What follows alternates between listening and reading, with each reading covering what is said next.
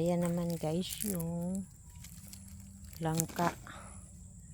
Tapos yun din pala marang. Ang dami ng marang. Masarap din kasi ang marang.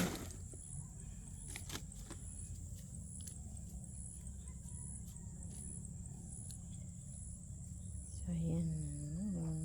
15 minutes na lang. So ayan nakaano na.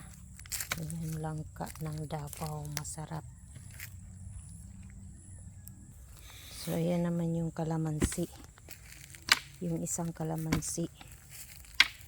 Tapos kukunin ko yung isa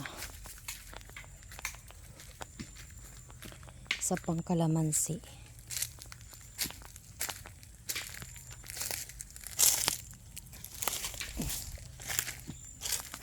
Ito.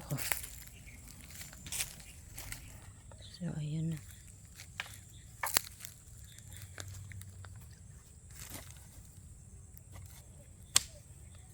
Yan, bali dalawa. So ayan na yung isa kalamansi. So ayan. Di ba nandun sa sasakyan yung ibang